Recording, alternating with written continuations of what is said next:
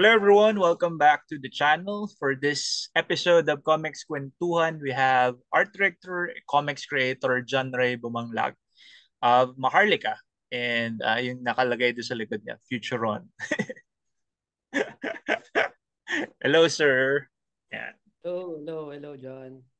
Ah, Yeah. ah, for those who are wondering or mas interested, baka mas meron kang mas detailed introduction about yourself. Detailed introduction. So, yeah, I'm a comic book artist here in Taguig. Formerly art director, associate creative director sa isang ad agency here in Manila. I galing akong advertising for about 10 years. Tapos on the side, gumagawa ng comics. Tapos, ayun, nag-full-time na ako. Born and raised sa Baguio City. Then dito Mm. na Manila nag-aral for university. Ayun, I guess yun yung pinaka elevator pitch ko ng buhay ko. So I mentioned yung two books that are right behind you. Maharlika, which was released by PenLab, and yung Futuron. Uh, what is it self-published? Self-published yan. Okay, yung Futuron, ito, self-published siya. So, in indie comic siya. Tapos yung Maharlika is under PenLab. PenLab siya. Mhm. Part siya ng PenLab's group. So, yun. Is that yung first comic book work nyo, or I know meron ka pang ibang comic book works? Technically, hindi. Hindi siya yung first ko. Actually, yung Yeah. pinaka-first published ko was published in Quintillion noong 2011 pa. Uh, Tagal na rin. So, yun yung Sky Gypsies. I think. Ano uh, ba yun? Hindi ko na Nag-release ka ma-release. ng ano ng floppy nun, if I remember correctly. Yeah. Yeah. So, first published here sa pages ng Quintillion yung Sky Gypsies, which was, ito, yan. Which was my comic book thesis sa UST. Yan. Oh, Na na-publish sa Quintillion. tumasyan ka rin pala. Oh, go uste. Yan. Yan. Kamusta? Yan. Roar. So, So, actually yun, okay, technically so first. that's the first comic book work that was published. Pero before that, did you do any other projects? Wala. Talagang ito yung first. So, yeah. Oo. Siguro nahiya pa ako talaga magbenta sa con noon. I was young, hindi ko pa alam yung galawan. Pupunta lang ako para bumili, para tingnan yung mga idol na artist tsaka creators ako, Comic Con, ganyan. Yun. Hmm. So, yun yung nung 2011, Quintillion. So, pag-usapan Oo. na rin natin. How did you become part nung initiative yan ni Sir Budget at ni Sir Paolo Chiquiamco, if I remember Yeah. correctly? Oo. Ah. Oo. So, dati, nung post-thesis ko, pinost ko lang siya online sa, I think, sa blog ko, way back when. Or was it DeviantArt? I don't remember, pero nakita ni Budge. Tapos, minessage lang ako ni Budge sa Twitter. Ayan, if interested akong i-publish. Along with, minessage ka, ako tsaka yung writer na si TJ Di Macali. Siya yung writer Mm. ng Siyempre, yes kami kasi rare opportunity. So, yun. Kaya na-publish siya. Tapos, yan. Sobrang saya lang. Oo. Okay. Aside from, I remember, nagtitinda ka ng floppy niyang Sky Gypsies eh. I think I bought off from you LBcon? Mm. LBcon ko ata siya nabili. Oh, LBcon. Yeah. Oh, ito siya. Nandito pa siya. Oo. May floppy version siya na in-adjust ko pa. Kasi yung nandito sa Quintillion, yung color, ginawa ng black and white. So, ito, in-adjust ko na toned siya. Screen tone version siya. So, ayan. Yun yung last version and last release ko niya ng Mm. SkyG. Oo, yun. Um, Looking at yung work mo, very distinct yung work mo eh. Especially with yung Sky Gypsies. Yung yung earlier work mo, tapos ngayon is more uh, may pagka more oriental influence na yung work mo. Ano yung mga masasabi mong influences mo with your comic book work? Talagang number one ko si Katsuhiro Otomo of Akira. Kasi yun talaga yung pinaka sabi yung binili ko to, sabi ko, this is what I want to do. Yan talaga, storytelling wise, a little bit art wise, sa kanya ako nag-lean in. And actually a little bit before that, naalala ko Naruto, Masashi Kishimoto talaga yung idol ko noon. Na-discover ko influence niya kaya ko hinanap si Katsuhiro Otomo kasi yun yung main influence niya. Tapos a little bit of siguro may face ako na dumaan ako ng Mobius type si Mm. John Giron. A little bit of that, yung clean line. And then after nun, naghalo-halo na talagang, well, hindi na ako nag-lean into just one or two artists. Naghalo-halo na eh. Masasabi ko lately, I'm looking at Jorge Jimenez, Superman, Batman, ganyan. At si Dan Mora ng Dan Power Mora. Rangers. Kasi very vibrant, dynamic, alive yung art nila. Tsaka kahit digital sila, napansin ko nandun pa rin yung traditional feel kasi mahilig sila mag-texture. Yeah. Mahilig sila. Parang hindi polido eh. Hindi katulad ng mga traditional American art na polido. Kanila talagang mabilisan pero hindi siya polido pero maganda siya tignan. Alam mo yun? Mm-mm. So yun, influences ko nag-range eh. Parang walang one or two persons talaga. Oo. Yun. Which makes naman yung work mo very distinct din. Kasi parang for those na may very specific influence, makikita mo kaagad eh. Kaya nung natanong ko sa'yo, parang hindi ko rin ma-place eh. When I saw your work. I know na meron siyang like vestige of manga. Pero meron, yun nga, nung nabanggit mo si Mobius, yun. Kasi meron din siyang European, ano, tapos Dan Mora. Yeah. uh, Writing wise, most of your work is a collaboration with uh, writers. Yes, actually most of my work Mm-mm. collaboration siya. Do Yeah, you tama ka. prefer then talaga na collaborate, meron kang writer na collaborate? Have you ever tried na you do the story as well?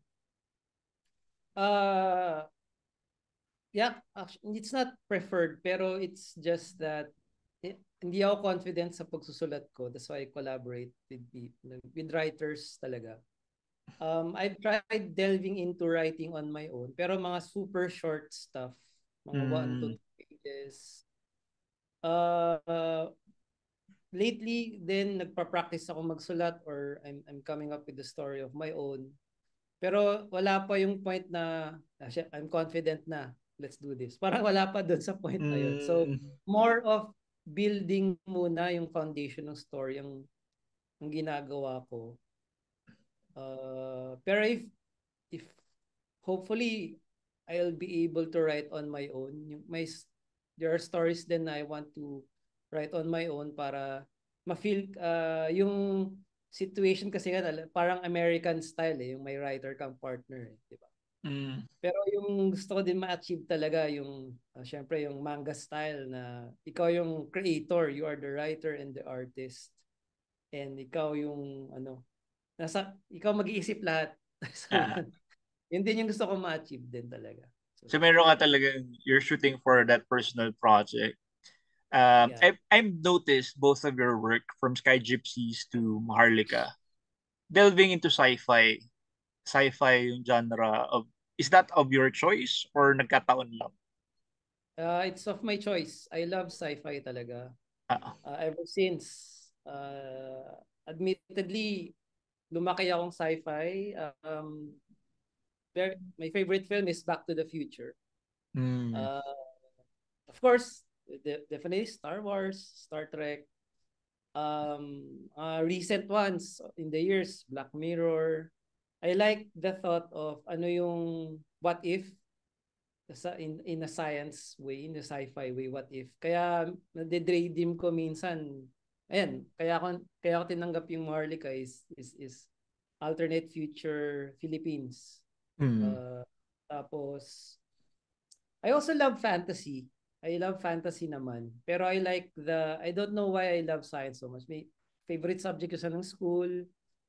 And I like reading about new discoveries, mga bagong tech. So just personally, I'm leaning on sci-fi lang. Mm. So I guess if you're gonna do a personal project, it would also be sci-fi. Funnily enough, yung story na iniisip ko hindi sci-fi. So siguro I like taking in sci-fi. Pero if I want to create something of my own, parang lumabas tuloy doon sa story na ginagawa. Ay, hindi to sci-fi pero siguro may ano din, influence ng sci-fi maybe. Pero yun, fantasy siya ngayon. So you'll see. Ayun. Mm-mm. Okay. So, Maharlika naman pag-usapan natin, which is your more current work. When was this released? Last year, ba? Last year na-release yung book. And it's a very well polished yung work.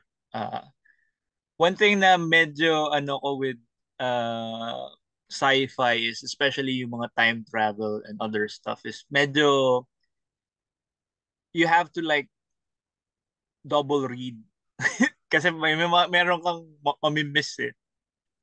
And I assume if you're gonna be the illustrator for such a script, mas doubly hard for you to to make sense of the story. Uh, Tell me yung processes nyo of working together with Sir Rexy. Process namin, actually, he's already written the whole story. Tapos na niya. So, na-map out na niya yung kung ilang chapters and ilang volumes from start to finish, which is rare for Yeah, creative. that's super rare. Actually, yun din yung parang when we met and he wanted to collaborate, sabi ko sa kanya, sana if yung story na iniisip mo tapos na. Which is funnily enough, tapos na niya. Nagulat na. Okay, good. Kasi I wouldn't want to work with something na hindi pa sure na hanggang kung may ending. Ah, Kasi kung may start to finish eh, alam mo yun. Exciting magsimula, syempre, you're gonna start something new. Pero mas exciting and challenging yung hanggang matapos siya. So yun yung goal namin ngayon. So in collaborating with him, I usually binasa ko na lahat ng script niya or halfway at least. Then babasahin ko yung script. Then meron siyang set na pages dun sa script niya eh. Very ano bang tawag doon yung film style, screenwriter style, may so per page screenplay siya. screenplay siya. Then in collaboration, ina-adjust ko. So kung meron siyang mga set, ito yung panel, ito yung mangyayari, ito yung sabihin. So ako naman as the artist, magsusuggest ako na ihalo na lang natin to into one panel. Ito, pwede itong one pager na lang, pwede pa itong extend to 2 pages. Mm. Then magbibigay siya ng feedback na okay, sige, gawin natin. Then yun, mag-start na ako mag-sketch ng one issue. Yung one issue after ko mabigay sa kanya yung sketch ng buong issue na yon, doon na siya magko-comment. Sana ganito yung scene, sana ganito yung angulo, ito sana yung expression ng character. Then, ayun na, pag happy na siya doon, tsaka actually dumadaan din kay Bernie, yung editor namin sa pen, dumadaan din kay Bernie. Then, pagko-comment nila, pag happy na sila, I move forward with the pencils na and the inks. Then yun, yun na yung hard part kasi yun na yung yung trabaho talaga. Then yun na, hanggang mag-toning then kung slight adjustments and letterings. Yun na. Yun na yung yung So, collaboration. as an illustrator, mas nahirapan ka dun sa finishing. Mahirap pero masaya naman hanggang matapos kasi paano ba? Nahirapan ako syempre minsan you have to dahil lumaki akong inassume ko nung gawas akong Naruto, ay isang tao lang to. Galing niya. At later on ko lang malalaman, may assistant pala. Parang Dami pala nila. nilift Inassume yung ako. veil na, ang dami pala niya Parang, assistant. tapos ngayon na ginagawa ko yung sarili ko, yung comics. Challenging siya kasi isa lang yung assist ko, si Sam Gungon. Siya yung background assist ko. Pero overall lahat ako, ganyan. Mahirap. Pero pag nakatapos akong page, okay, next page na, ganyan. So, yeah, mahirap na enjoyable naman. Oo. Mhm. Parang ano yan parang lingid sa kaalaman ng mga hindi ah, maalam sa comic book production.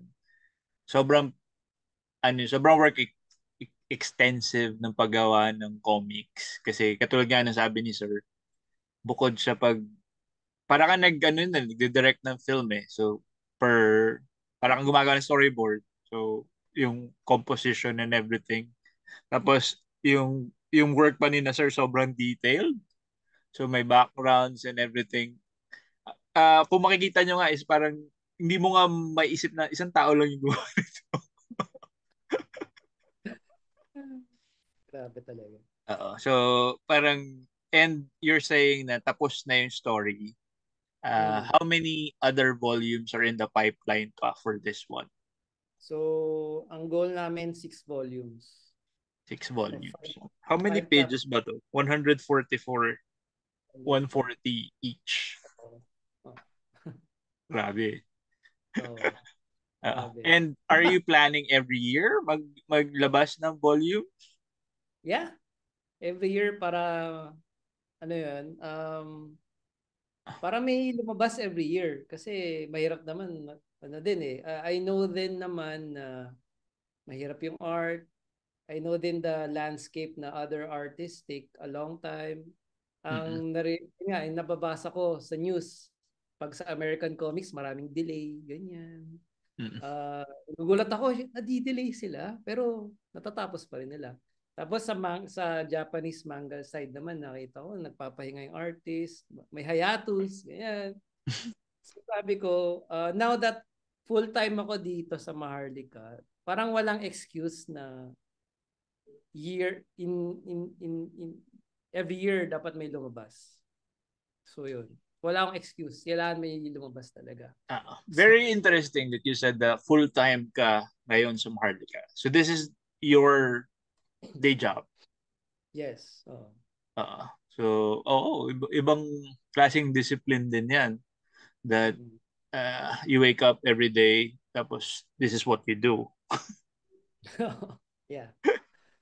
Oo. How do you break yung tediousness? Kasi I know, kasi dati I do illustrations din.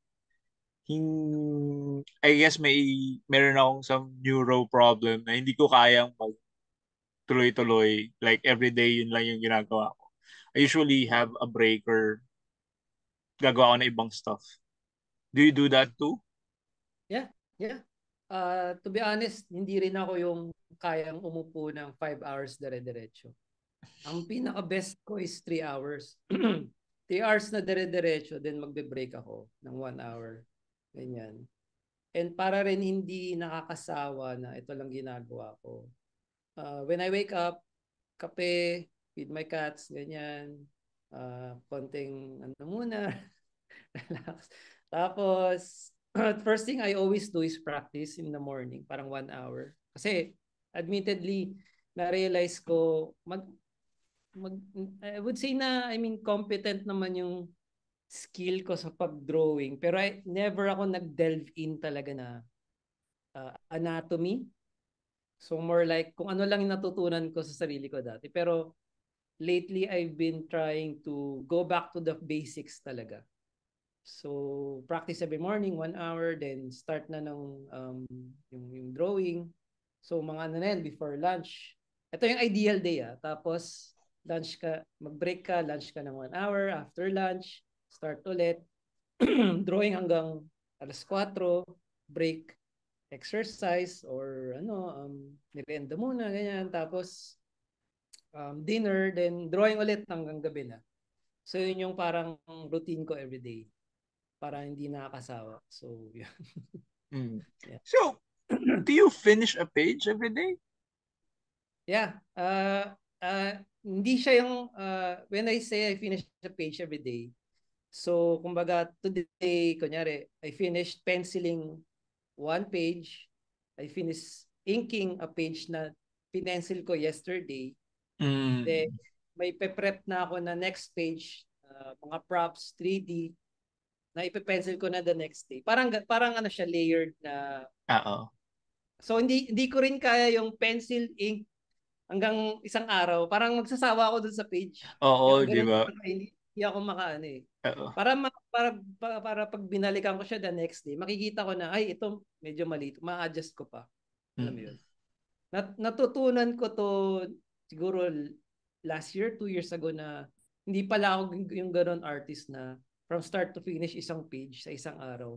Nababurnout ako eh. Oo. Parang nakapagod. Pero may napanood akong YouTube video nitong manga artist, si Akihito something. Blinag niya kasi yung buong 30 at in 30 pages in 18 days. Siya lang ata or may assistant siya. Basta ginawa. Tapos ang ninote ko sa process niya, as in gumawa ko ng Excel file ko paano ginawa per day. Ninote ko ano yung natatapos niya per day. So ganun yung ginagawa niya. Sa day na to, isang ink, dalawang pencils, dalawang prep nung next pages. So ganun-ganun lang siya. Parang ano mo yun, staggered. Pero Mm. realize ko, ay parang okay itong ginagawa. So gayahin ko nga. So yun. Okay Pero naman so far. yung Manageable. process nyo, it's a ladder process na parang from page 1, page 2, page 3, page 4. Yeah, oo. Sunod-sunod, yeah. Oo. Hindi Oo. ako yung nag-jump eh. Not unless excited ako dun Doon sa yung page page. na yun. Oo. Yun, unahin ko yung pag-excited ako. Sige, unahin natin. Oo. Pero Kasi usually, lahat. karaniwan na nakikita ko with some of the creators that I've worked with, pag sobrang monotonous ng pages, like 1, 2, 3, 4, 5, magja-jump sila dun sa hulihan. Dito. Drawing ko na itong hulihan. Tapos para lang makita ko yung end. Yeah, Oo. yeah. Oh. So you mentioned na you're using like 3D assets and other stuff na with your work. So I assume digital na lahat to. Yeah, digital na lahat. Yung traditional lang na lang yung sketch. I mean yung thumbnailing ng lahat ng pages. Yung pinaplano ko para mas flexible. Pero everything else digital kasi speed. Yeah, speed, Mas efficiency din kasi if you do it traditional, meron kang added production time for clean up and scanning pa eh. To direct na. Pero yung before Sky Gypsies, was it ano rin, digital na? I know that was full traditional yon. Which is very uh, interesting and amazing na rin kasi it looks like digital work. Ang linis ng work mo kaya doon. Thank you, thank you. How big was yung pages na yun? Ano? Traditional American page. So So it's 11 11 by 17. by 17. 11 by 17. And it was your thesis Yes, it was sa my thesis. UST. Yeah. So nag-display yun, na-exhibit yun. Hindi nga eh, hindi siya na-exhibit. O Kasi what? hindi ako nag... Parang, I'm yung Hindi ako, klaseng travesty yun na hindi na-exhibit yun. hindi ako nag-exhibit eh. Okay lang. Grabe naman yun. Gusto ko talagang makita ano yung na-exhibit. Oo. Well, at least, basta graduate, basta yung point na yun, alam mo yung stress ka na. So, but, sana, pumasa lang ako, okay na ako, yung ganun. So, yun. Yeah. Oo. So, ano yung malaking difference from the time that you did Sky Gypsies and now you're doing Maharlika na napansin mo with your creative process? Yeah, alala ko sobrang hirap ng Sky Gypsies kasi before Sky Gypsies, wala pa ako natatapos na ganun ka 24 pages. Pero ganun kalaking comic book project. Puro pin-up lang lagi. Before that, pin-ups lang.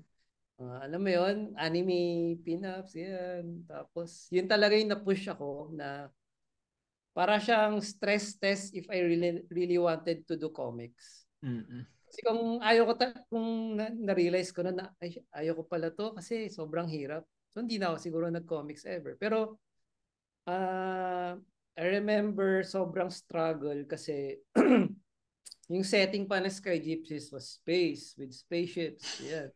Background. So doon ako nag-struggle na uh, pers- perspective, paano, di pa ako marunong mag-digital, di pa ako marunong gumamit ng 3D assets. And nahirapan akong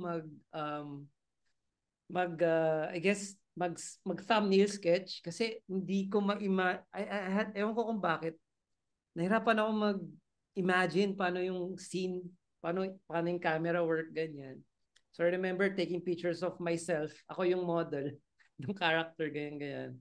That helped kasi yung natutunan ko kay Alex Ross kasi ginagawa niya pala yun. Okay lang pala gawin to. Sige, fair pala. Tapos,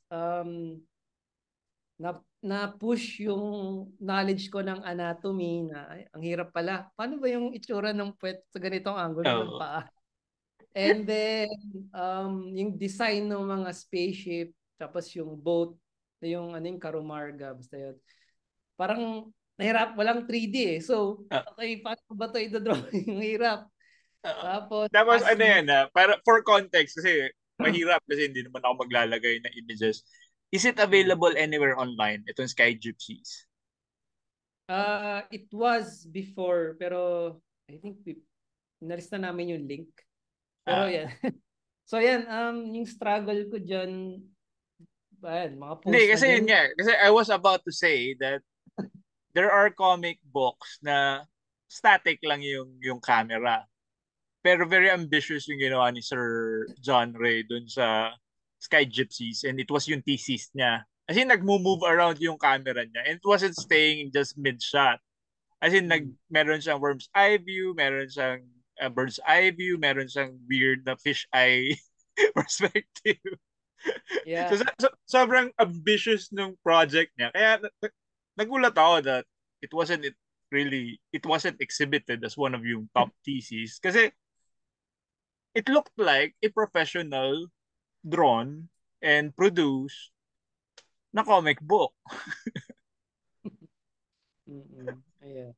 So yun. So, Kung nag-jury oh, ako nun, ano ka niyan? oh, Exhibit ka ano, niyan kung nag-jury ako. Hindi ako sana. jury. Sana. Ayun, so comparing that to what I'm doing with Maharlika now, I would say mas madali yung magpag-plan ng scene, ano yung, syempre may 3D assets ka na, sa CS sa Clip Studio may 3D model ka na kung paano yung placement ng mga tao, ganyan. So, sobrang helpful. Mm-mm. Kung ginawa ko to sa CSP dati, siyempre mas madali. Mas madali ka makakatulog. Oo, oo. Yan, oo. Ang laki nung ano nung leap ng technology with comic book making. Kasi I remember din before everything was traditional. Kasi everything you had to mamatahin mo talaga. Kasi or gagawa ka ng 3D as in physical 3D object na para makita mo yung likod, Mm, harap, and everything. yeah, oo. Have you tried that ba before or you've Uh, done it all in your mind na? ay, yung pag 3D? Oh, like Uh, with ships. As in dati ang hirap mag-drawing ng ships. What we do usually is we do like either we buy a scale model tapos you mm, take a picture tapos yun na yung ngayon kasi you could do 3D models of it. oh, actually, for the boat, ito, yung ship nga nila, yung outrigger ship nila, yan. Ayan, no? Ang, ano lang combination of finding the right reference of the boat, tsaka ano na Mm. lang, akong konting adjustment, isip na lang, pushing the mind, kung ano ba itsura nito. So yun yung talaga yung push, parang ano, okay, sakit na ng ulo ko gawin na yun. So, ayan, balik tayo sa ano. You did conventions before, di ba? Like I said, I bought that off you from LBCon. Ano yung general reception to the work yung sa Sky Gypsies before? To be honest, hindi siya bestseller. I think the genre itself very niche yung genre niya Yeah. sci-fi naman. And ang bumebenta ano ba? Fantasy, uh, action, a bit action ganyan or either may brand na yung artist talaga kaya bibili ng tao. So ako kasi unknown ako noon, relatively unknown. And in terms of yung mga merch ko and products, sobrang konti lang laman ng table ko. So, yun yung reception niya. Building pa lang talaga may brand noon. So, yun. Mm. As compared to Maharlika now. Hmm. Ngayon naman, Uh, how are people treating you naman in conventions? okay naman. Marami nang nakakilala ng style or ng story or either if bago sila, then makikurious sila ano yung genre na sci-fi. Laging elevator pitch namin, alternate history Philippines, Mm. action manga, ganyan. And so far, okay naman. It was better than Sky Gypsies, of course. So, kaya nga, ang goal talaga is to keep the story moving kasi volume 1 doesn't, it's definitely it's just the start. And imagining it na dun lang matatapos, sobrang sayang ng opportunity na to tell a big story. Kaya kailangan lang tuloy-tuloy siya. Um, Learnings ko din sa sa pagbasa or sa pag-observe ko sa mga manga or manga titles or American comics na sa start, alam mo yung parang volume 1, wala masyadong nangyari. Then, mahihit na sila na, oy, maganda pala to by volume 2. Doon na may mag-roll na yung mga readers, ganyan, mag-curious na sila. So, yun yung goal namin na sana mag-build lang yung Maharlika brand na people will get interested in it once na, ay, 3 volumes na, o di marami Ah, silang babasa, ganyan. So, yun. may curious thing about yan yung lalo na sinabi mo yung third volume thing. I heard before I was working for a publication na parang bibilin lang nila yung publication na yun once it hit yung third issue kasi parang they were like saying na hindi tatagal yan, parang hindi hindi magka-catch on, hindi mag-ano. Tapos usually, yun yung barometer nila na if it hits the third issue, saka ko lang siya titingnan. Saka lang Mm. ko siya i-check out. So, yun, nasa first chapter pa, first volume pa lang kayo. Uh, Hopefully, crossing my fingers that kailan pala yung plan nyo to release the second volume? this year, this year, Which month? tapos siguro third quarter Okay, so 2020. putting you on the spot. Currently, nasa ang chapter ka na ng second volume. Chapter 7 na, issue 7. Wow. Ayan. Ilan ba So, chapters to? 5. So, So five per book. nasa second chapter ka na ng second volume. Yeah, oo. Ah, Ayan. on track kasi second month na. So, ayun. For yung isa mong book, which is I'm greatly interested in, is that Mm. collaborative then or is it like your story stuff? Collaborative to. So, uh, yung mga short stories dito, actually nasa Facebook ko na to, pero ito na yung first time ma-print kasi, kaya collected siya. So collaborative to ng mga, ayun nga, yung isang writer dito, yung writer ko sa Sky Gypsies, may short story kami ulit. And then yung other one naman is copywriter sa ad agency. Mm-hmm. Teammate ko siya dati. So he had a story na sinulat niya nung college na sabi niya sa akin, drawing mo nga to nung nag-meet na kami sa ahensya. So drawing ko na. Tapos yung mga in-between, basically yung parang ads. na ginawa kong comics. Ako naman nagsulat. So yun yung mga sinabi ko na 1 to 2 pages lang. So yan, mga ganyan. 1 to 2 pages lang. Ako nagsulat niyan na idea, ganyan. So yun yung mga parang test ko sa sarili ko na if I can write 2 pages, maybe I can write 4, then 6. Ganyan. Pahaba ng pahaba. So, practice lang. So So, both books, Maharlika and yung sure on. uh, Uh, where is it available? Where can they buy it?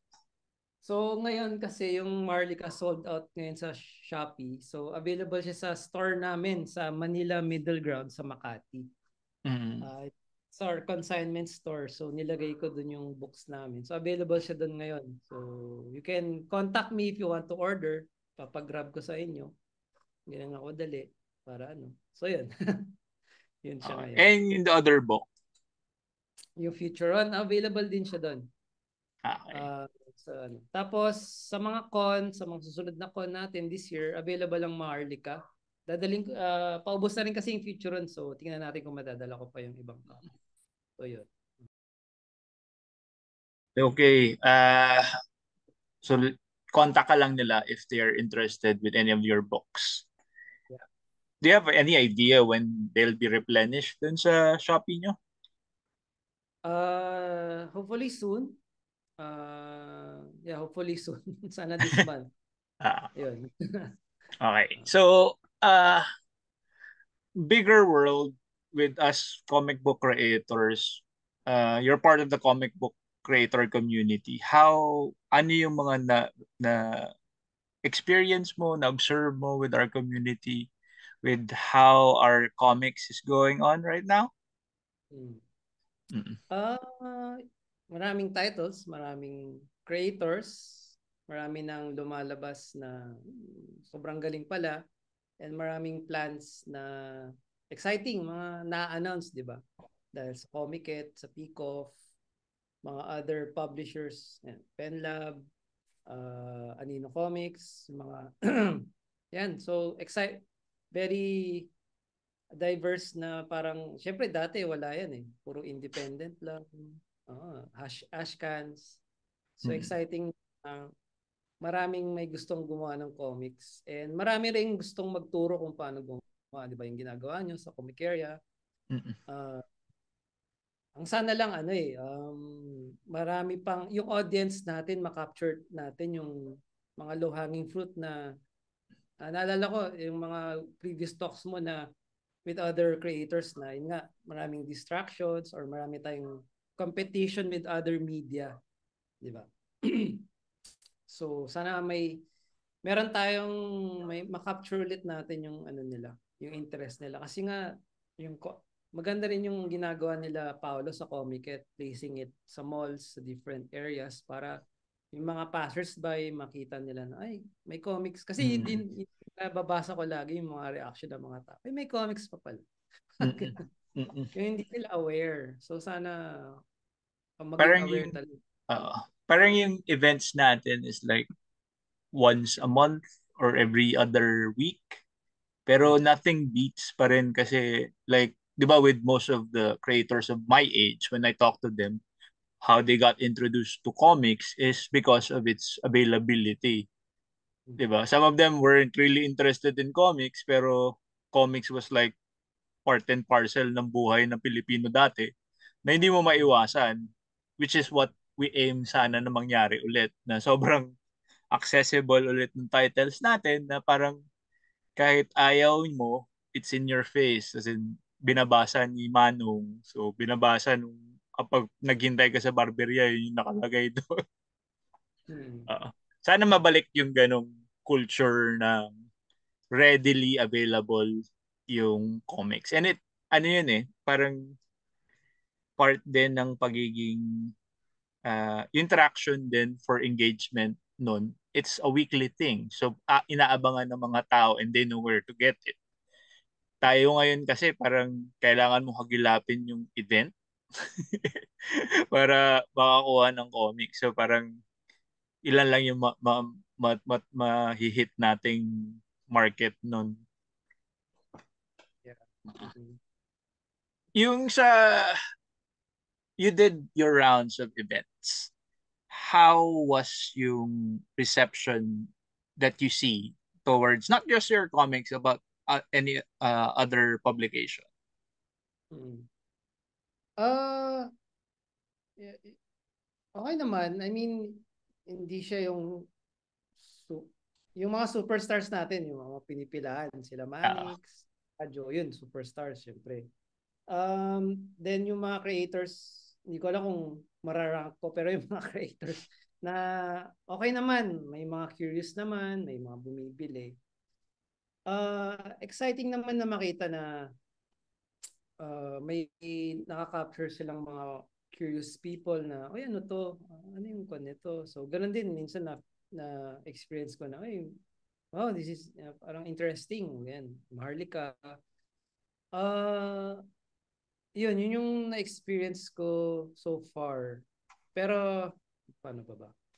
Um, Sana dumating tayo sa point na may na-mention si RH sa interview mo sa kanya, yung mag-cross media na, yung mga titles uh, natin na ilang sa comics na meron ng animated siguro. Yung mga mga pangat Oo. animated, live action. Unti-unti na naman nangyayari, di ba? Meron na tayong ilang projects that grinded Yeah. it out na nakatapos ng Mm. libraries nila na are now being Mm. adapted. Lalo na yung kay Sir Carlo that did it rounds in the Carlo. musicals, tapos nagkaroon ng movie, and now meron siya feature film na ginagawa, di ba? Tapos Mm. yung kay Julius, pero yun kasi Julius. meron siyang ka groupmate na nag-animation. So, Yeah. na ano siya. Pero sana more of our established creators get their finished work. Yun lang naman kasi. Ang contention ko lang naman doon kasi with wanting our local comics to be transformed or adapted into other media, sana matapos muna siya in yung original form niya. Kasi ang ano ko nun is like, pinaka example niyan would be Game of Thrones, which was adapted even before it was finished. It was finished by the network for yung Mm. creator, and it wasn't what everyone wanted. Yeah. Tama. Oo. So Tama parang ang kasi ano ko lang naman, if we want that sana, I want to see yung creator's vision first finished kaysa makita kong matapos siya somewhere else. that's true. That's true. Pansin ko nga yung mga uh, well, ang gusto ko sana ma-build natin na culture is or ako lang to, I don't know. Pero yun, tama ka. Kailangan may matapos na work na solid na start to Mm-mm. finish. Katulad ng 13. Nag-start yun, di ba? Mga one and done episodic Yeah, stories. episodic. Then volume 3 isang story na yon. Mm-mm. Na-build eh. Na-build ko na. Mythology class, tapos yun. Uh, yung ano pa ba? Uh, Very few na. Mga very works ni Sir Jerry, yeah. Mga works ni Sir Ayan, Jerry. ilan for issues ng Elmer, tapos. Oo. So, sana ma-build natin yung culture na ganun. Kasi, ayan, admittedly, ganun din ako nagsimula na, alam mo yun, may idea ka na story na laki-laki, sana. Tapos gusto mo ba, mahabang story to, excited to do it. Issue 1 lang yung matatapos mo yung ganun. Mm. Oo. Ano yan eh, sakit yan ng mga bagong creator. We have big ideas, di ba? Sobrang big no idea natin na pag once we do work on it, mapapagod ka agad. Parang, haba pa Yeah. nito, nandito pa lang ako sa pagsiset up ng mga bagay-bagay. Pero Mm. tama si Sir na dapat magawa natin yung habit natin na once we start something, we finish it, di Finish it. ba? Kasi parang, oo, maganda yung idea mo, pero hindi makikita ng ibang tao yung kagandahan ng concept, ng idea mo, ng mundo mo, kung hindi ka mag-work on it. As in, kung concept lang siya at hindi siya buo, ano lang siya? As in, idea lang siya. If anything else, kunin, mga Pinoy tayo, di ba? Very influenced tayo ng mga outside forces. So, yeah, there was a time, anime, alam mo yan, di ba? Naging issue yan sa atin, sa comics community na masyado tayong mukhang anime, mukhang manga, yung style. Diba, naging issue yan. Then, at the other side of the spectrum, ayun, ma-superhero naman din tayo. Diba? American, yung working for Marvel and DC. But hindi natin kunin yung parehong yun. So, galingan mo na sa manga, gandahan mo na. Kung anong style yung hawak mo, gandahan mo na. Pero kunin mo yung culture ng American comics books na mini-series, maxi-series. Tapos yun, di ba? So, be it 3 issues lang tapos, 4 issues lang tapos. So, what if, yun yung, vision ko for our culture na yung mga creators natin, either, gusto nila magka-graphic novel, di ba? Yun yung dream. Kung nalalakihan tayo doon, di start with 1 issue tapos. Then, you could do it. As in, maganda yung example na binigay ni Sir with yung bite size. May world built ka na story. Very big epic. Pero you could always do like smaller stories in that universe, in that world, di ba? So instead of doing yung big epic mo, do small stories in that world na either episodic or like builds upon that world na matatapos mo within a short span of time. Kasi if you go the Lord of the Rings route, ilang years ba tinapos ni Tolkien yun? Di ba? Imagine mo, i-drawing mo pa yun. Yeah. Pero kung mag story lang ni Aragorn, 'di ba? Isang short story ni Aragorn set in that world, an adventure, 'di ba? Taste of the world na 'yon, tapos may part ka na nung epic na yun na nasabi, and you could always work on it again pagkatapos mo nung small adventure na 'yon. Yeah. Kasi rin I guess, di ba yung mention kanina na yung growing up reading manga, akala mo isang tao lang gumagawa. Marami pala. Tapos, ma-realize mo din na they have a system na na-build na nila yung system nila sa industry nila na maraming yung shonen magazines, shoujo magazines. May system na sila eh. Kaya kaya nila yung long form episodic story. Sa And America, you mentioned a key word dun sa in-explain mo. They have an industry. Yeah. What we have is like a loose collection of professionals that don't even have yung comics creating as their day jobs. Most of them are part-timers. Diba? Diba? You, before ka naging full-time sa Maharlika, you used to work for advertising. And most of our comics creators have that work.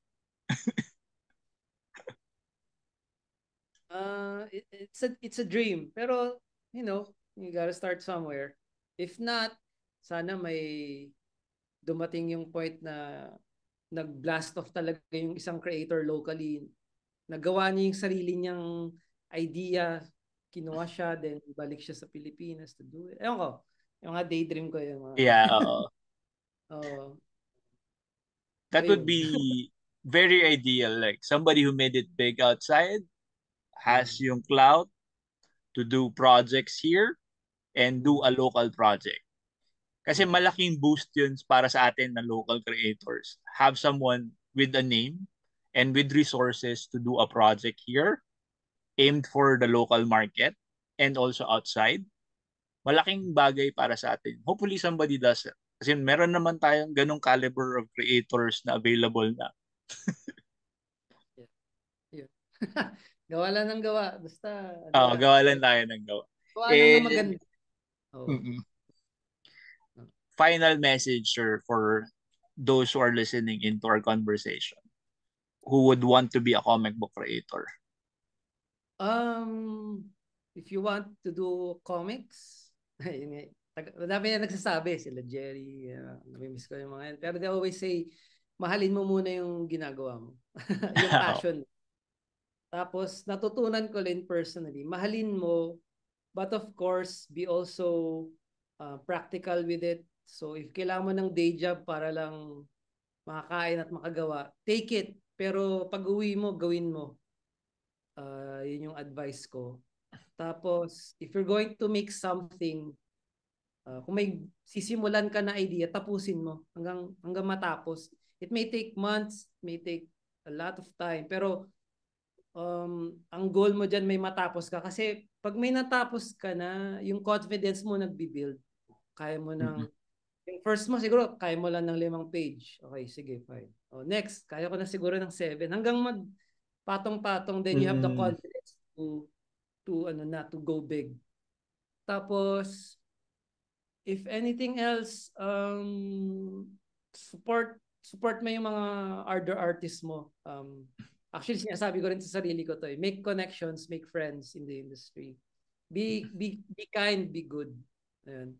Yeah. Wala sanang room for the ego kasi although it feels good to be parang looked up to by people, excited sila sa'yo. Parang keep grounded, alam mo yun.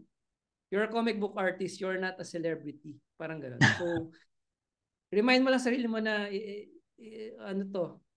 hindi nagtatapos yung comics work ko dahil sumikat ako. Parang next work, parang gano'n. Alam mo yun. Keep grounded.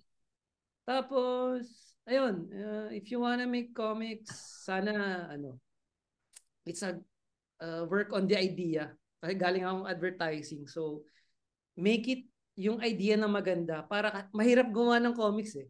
Alam mo yun? Admittedly, mahirap. Mahabang oras, nakaupo ka buong araw, ganyan.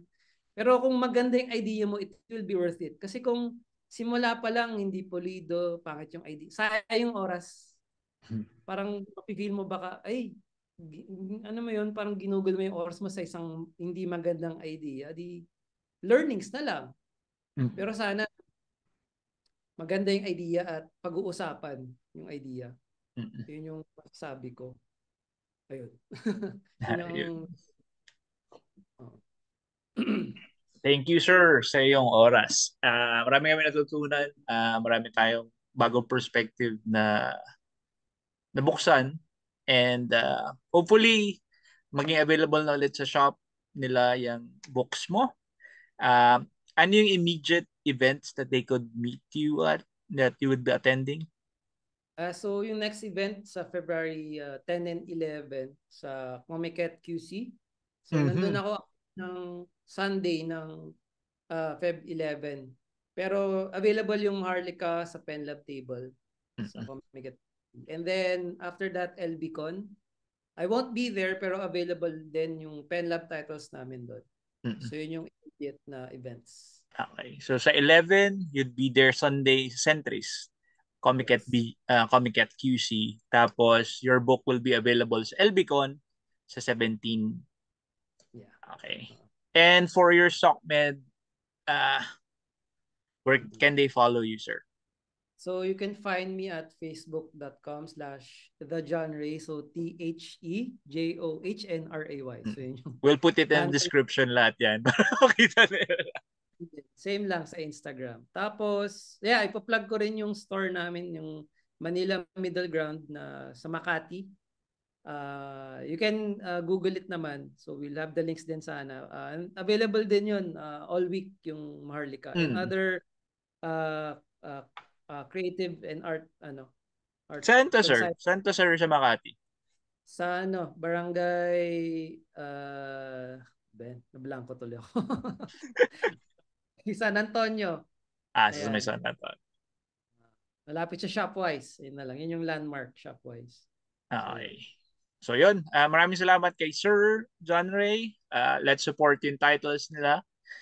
Let's support all Filipino comic book titles, all Filipino comic book creators. Let's support all Filipino comic book events. And marami pa tayong kwentuhan in the future. Like and share this video. Follow me on Facebook and on Instagram. Subscribe to me on YouTube. And yun lang. Thank you. Marami pang kwentuhan in the future. Thank you, John.